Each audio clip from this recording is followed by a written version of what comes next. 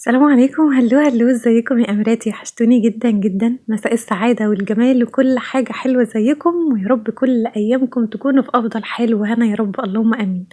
اهلا بيكم. النهارده معانا السيده اللي احنا بنحبها، السيده الاجنبيه الممتعه جدا بكل تفاصيل بيتها ومشترياتها وديكوراتها. هنعيش النهارده معاها اجواء جديده وتفاصيل جديده. بتمنى ان هي تعجبكم وتلاقوا فيها كل الافكار اللي تحبوها وتكون مفيده ليكم كمان باذن الله. قبل ما نبدأ الفيديو بتاعنا لازم طبعا أشكركم على كل الكومنتس الجميلة بتاعتكم. أحلى أميرات في الدنيا، حبيبتي أحلى سوسو سلوى الغالية، دايما كده منوراني بكلامك الحلو. النهاردة أقولك نعمل إيه. وكمان أحلى صافي، دايما سؤالك عني أنتي وحبيبتي الغالية أحلى منمن. ربنا يبارك فيكم ويخليكم ليا يا رب. وكمان أحلى فطومة، شرفتي ونورتي، ربنا يسعدك أنتي كمان يا رب. النهارده كمان هستنى اللايكات الحلوة بتاعتكم وتعليقاتكم، ويشرفني جدا اشتراككم والسبسكرايب اللي تحت الفيديو. ولو أول مرة تكتبي لي كومنت اكتبي لي اسمك كمان علشان أرحب بيكي بإذن الله في الفيديوهات الجاية. يلا بينا نبدأ بقى تفاصيل الفيديو مع سيدة النهاردة. احنا تعودنا نشوف منها دايما على ديكورات مختلفة. النهاردة كمان الحلو في الفيديو ان احنا نشوف ترتيبات ولوك مختلف جدا للسرير، كل مرة ندي شكل مختلف. هنتابع معاها كمان أفكار مشتريات كتيرة وريفيوهات عن أجهزة كتيرة قوي، ممكن ان احنا ناخد فكرة عنها وتفيدنا في البيت ان شاء الله. بدأنا معاها من تغييرها البسيط جدا للحمام، الجزء بتاع الحوض، بشوية أفكار نقدر إن احنا نعمل تغييرات في أبسط مكان موجود عندنا. وكمان بعض المشتريات الجديدة بقى اللي هنتابعها مع بعض، ونشوف ايه الحاجات اللي ممكن تكون عملية وتفيدنا احنا كمان. كان أول حاجة اللي هو الراك بتاع الهدوم، اللي بدأت إن هي تجيبه باللون الذهبي يليق مع الستايل عندها. وطبعا برضو بتبقى من الحاجات العملية في التنظيم. مش شرط ان انا يبقى عندي دريسنج او عندي مكان مفتوح علشان احط فيه الراك ده. ممكن ان انا تنظيم في اي مكان للحاجات السريعة اللي انا بستخدمها كل يوم، جاكيت كل يوم او هدوم دايما ان انا بستخدمها تكون موجودة في المكان ده. كمان برضو بنفس الستايل الذهبي، الراك بتاع الأحذية زي الجزامة كده، تبدأ ان هي برضو تنظم فيها الأحذية بتاعتها. دي للناس اكتر اللي هي بتحب الحاجات زي الدريسنج زي ما بقول لكم، يعني بعيدا عن الجزء بتاع الدولاب او المكان اللي بنحط فيه الأحذية. لكن الحاجات المفتوحة في ناس بتفضلها اكتر، فطبعا دي بتبقى حسب أذواق كل حد. نتابع معاها بقية مشترياتها، وكانت الترابيزة السايد الجديدة بالتفاصيل بتاعتها وكمان استخدامها للإضاءة عليها. استخدامها كمان لشجر الزيتون، من الحاجات اللي بتبان طبيعية أكتر في الديكورات بتاعتنا، بتدي شكل مختلف. كمان الشجر أو الحاجات اللي باللون الأخضر عموما، بس شجر الزيتون لأن بيبقى فيه الزيتون نفسه بتبان كأنها طبيعية أكتر. كمان برضو هنتابع معاها زي ما قلت لكم فيديوهات مختلفة عن منتجات، سواء حاجات بنستخدمها في التنظيم زي ما شفنا كده بتاع الأحذية، أو هنا بتاع الميك اب. وكمان هنتابع أجهزة ونشوف قد إيه عملية عندنا في البيت. بالنسبة بقى للكومنت اللي كان في أول الفيديو، حبيبتي سلوى اللي كانت بتقول إحنا بنتغاظ لما بنشوف منتجات أو بنشوف بعض الحاجات اللي إحنا بنبقى فعلا عايزين نجيبها، بس بنبقى مش متاح إن هي ممكن تكون متوفرة. أكيد في بدايل كتير، يعني مش شرط إن احنا نجيب المنتج بالظبط، أكيد ممكن نجيب الحاجة اللي نفس الغرض بتاعها. وكمان زي ما دايما بقولكم احنا ممكن ناخد سكرين من المنتج أو الحاجة اللي عجبنا في الفيديو. والله حتى لو اللبس بتاع السيدة نفسه اللي هي لابساه عجبكم، تاخدوا سكرين للصورة بتاعتها واعملوا سيرش عليها، هيطلع لكم أفكار كتيرة قوي ممكن تكون المنتج نفسه أو حاجات مشابهة ليه. فوانتي قاعدة في مكانك خدي كده السكرينات من الفيديو، بعد ما يخلص ابدأي شوفي التفاصيل بتاعت كل منتج، أسعاره ومواصفاته، وحتى الحاجات المشابهة ليه المتاح ان احنا نجيبها. نتابع معها بعد كده زي ما قلتلكم أفكار مختلفة لترتيبات السرير. احنا العادي بتاعنا كل يوم بنصحى من النوم نرتب السرير بتاعنا عليه كفر او حاجة بنطبقه ونظبط المخدات والدنيا تمام.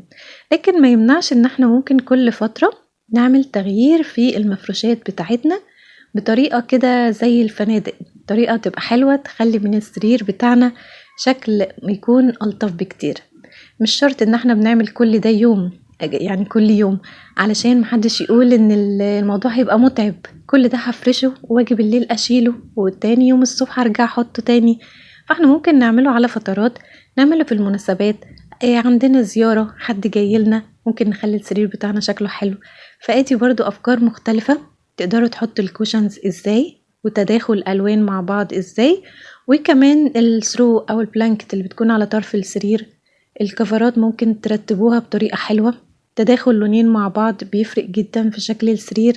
يعني جبت لكم كام فكرة ورا بعض بتداخل ألوان مختلفة، نقدر ان احنا ننسق مع بعض كده الألوان اللي موجودة عندنا في البيت. طبعا يعني في ناس بتحب الحاجات السادة، حاجات بيبقى فيها رسومات أو فيها أي نقشة. تقدروا تعملوا ميكس ما بين الاتنين، تحطوا قطعة من دي مع قطعة من دي.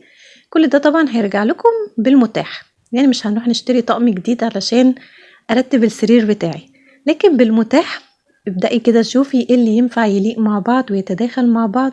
هتقدري انك تعملي افكار مختلفة جدا جدا لترتيبات السرير، حتى كمان برضو افكارها لدخول الربيع بالورد وبالالوان المبهجة الحلوة.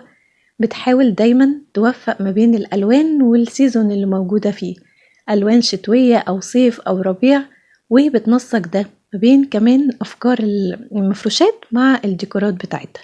فكانت يعني كام فكرة كده ورا بعض، يا رب يكونوا عجبوكم، تكونوا استفدتوا كمان بالتنسيقات بتاعتها اللي قد ايه فعلا كل واحدة احلى من التانية.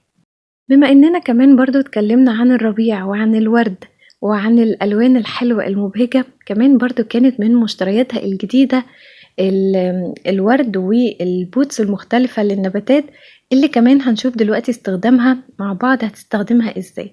فدي برضو من الحاجات اللذيذة قوي في البيت، سواء هنستخدمها جوه البيت او زي ما هي هتبدأ تستخدمها بره في المدخل بتاع الباب من بره. يعني انا ممكن لو موجودة في بيت منفصل ممكن ان انا اعمل تفاصيل حلوة على مدخل الباب بتاعي. لو موجودة في بيت عمارة مثلا او بيت بيبقى فيه كذا سكان كتير، ممكن برضو احط قدام الباب بتاعي حاجة لطيفة زي دي، بتبقى اجواء حلوة وبيبان يعني حلاوة البيت كمان من الباب. فدي التفاصيل اللي هي بدأت تستخدمها فيها، الوان الربيع والورد والتفاصيل الحلوة اللي بدأت ان هي تضيفها لمدخل البيت عندها. تعالوا ندخل كمان على ريفيوهات حلوة جدا لبعض المنتجات المختلفة. زي الناس اللي عندها حساسية أجواء لما بيكون فيه تراب، أو عندكم حيوانات زي القطط أو كده، ممكن تستخدموا جهاز التنظيف بتاع الهواء يعمل فلترة لكل الحاجات اللي ممكن تسبب ضيق في النفس. كمان برضو ده جهاز بيعمل على التبريد، يعني حاولت أجيب لكم التفاصيل اللي هي كانت كاتباها على كل جهاز. يبدأ يعمل تلطيف للجو زي المروحة أو زي المبرد، بس طبعا بيبقى حاجة صغيرة.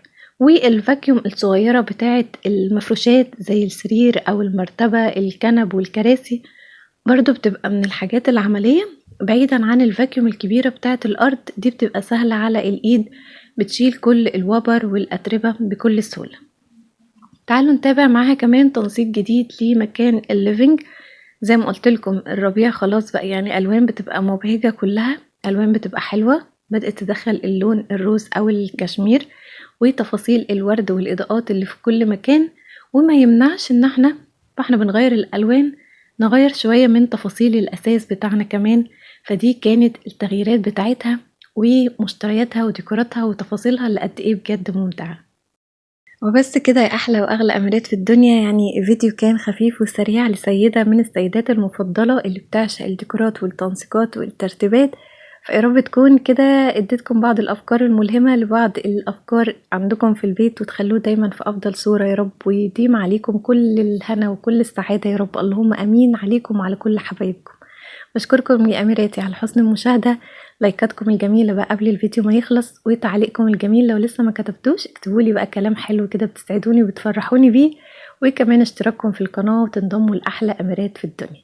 اشوفكم على خير الفيديو الجاي، وسلام.